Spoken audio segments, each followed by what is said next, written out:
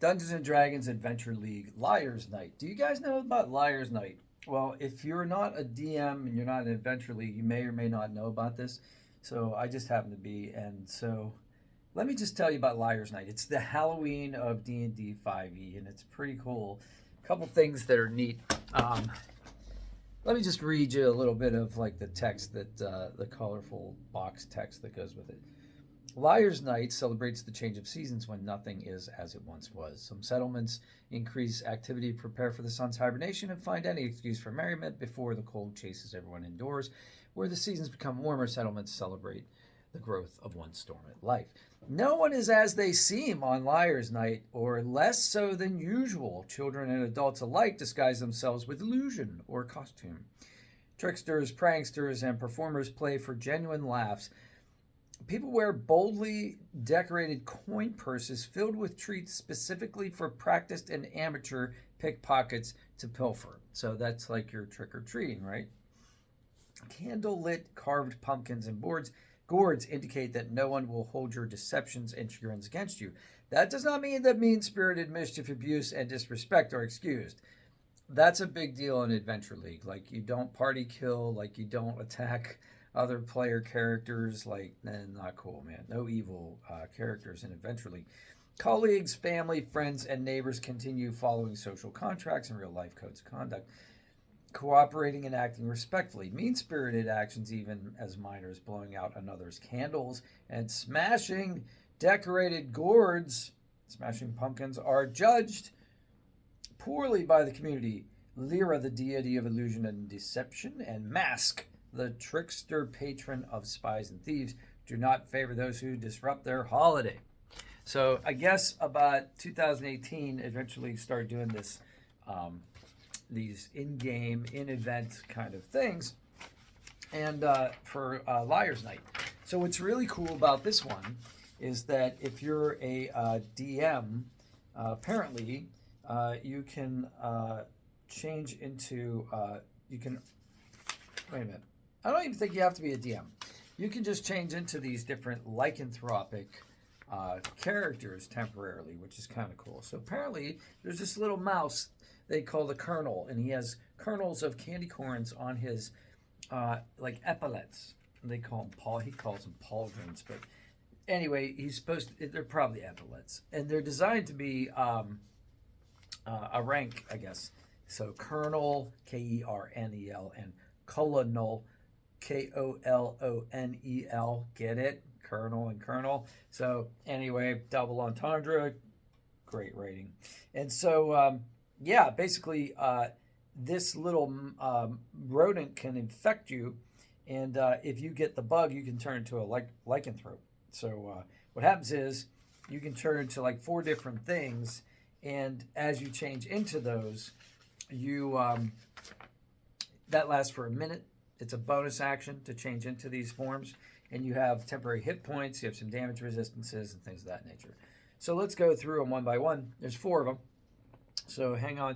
You could be a were-jack-o'-lantern. So a jack-o'-lantern that's like, you know, were as in like werewolf or that kind of stuff. So you get +2 to strength when you're in that form with a maximum of 19. You also get +2 to armor class from natural armor if you're not wearing armor or using a shield. Because, I don't know, I guess jack-o'-lanterns have natural armor. I don't know, pretty easy to smash if you ask me. Your card face and glowing eyes give you dark vision. Your vines give you movement speed of 30 feet. If you're in this form, you also add the following actions and features. Festive fire. In the jack-o'-lantern form, you provide bright light in a 20-foot radius and dim light for another 20 feet. My personal favorite, pumpkin spice smell. As a were-jack-o'-lantern, you have advantage on charisma persuasion checks because apparently people love that smell. Actions. Your natural multi-attack. In jack-o'-lantern form, you can make 2 thorny vine attacks. Your arms are vines, your head's a pumpkin, glowing eyes. You kind of get the idea there. Also, thorny vine attack is a melee weapon attack. It's 5 feet of reach. You have 1d plus 1d6 plus your modifier piercing damage. because you have thorns, right? And on a critical hit, the target takes an additional 1d6 fire damage from your lycanthrope's festive fire attack. And damage rolls are based on strength. So since your strength is +2, you're probably going to have that as your modifier for damage. So that's pretty cool. The next one is a werewitch bat. So you're a bat and a witch. In a humanoid form, you gain +2 to strength to a maximum of 19 again. You speak at a high pitch and gain advantage on wisdom perception checks that rely on hearing. You have movement and climbing speed of 30 feet. And fly speed of 60 feet. While in werewitch bat form, you also have the following choice of character actions.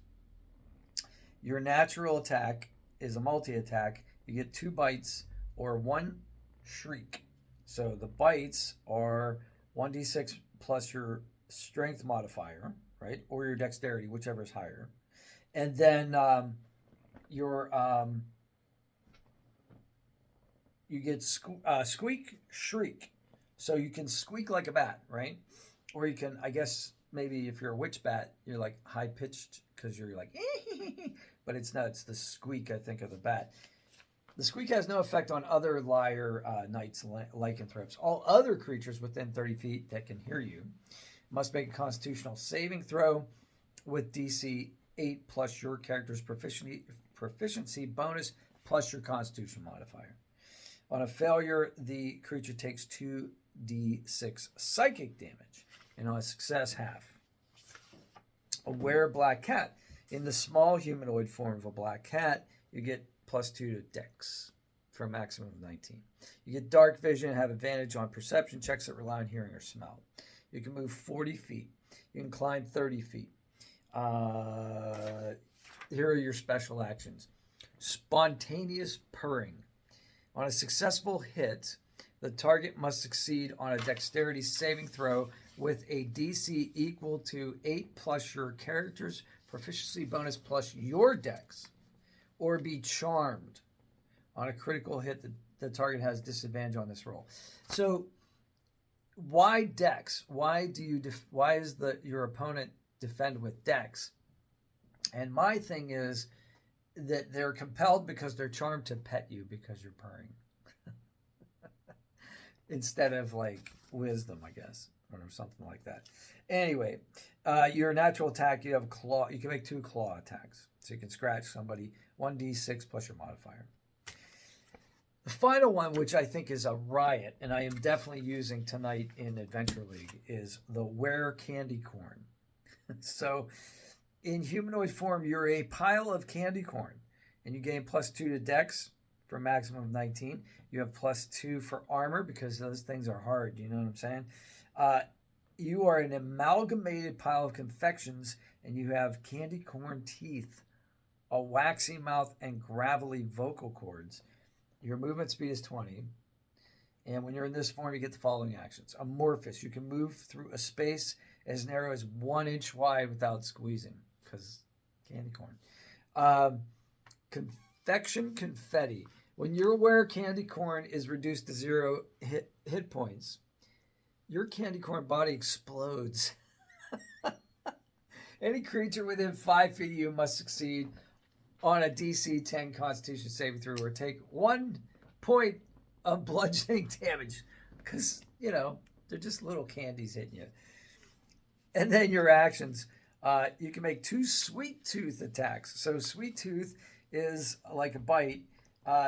Your reach is 5 feet. You get a 1d6 plus your modifier.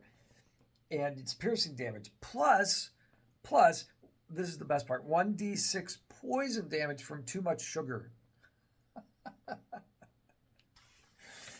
On a critical hit, the target must succeed on a strength saving throw with a DC equal to 8 plus your character's proficiency bonus plus the higher of your strength or dexterity modifier. On a failure, the target takes 1 level of exhaustion from sugar crash. Sugar overload crash. I love it. I love it. So, like, somebody was having a good time when they wrote this. And I thought I'd share it with you because this was a handout for DMs. And that's where I saw it anyway. Maybe it's available online in general. But I hope you guys have a great day today. Smash like for me and tell me about your DMing and your player character adventures in Dungeons and Dragons.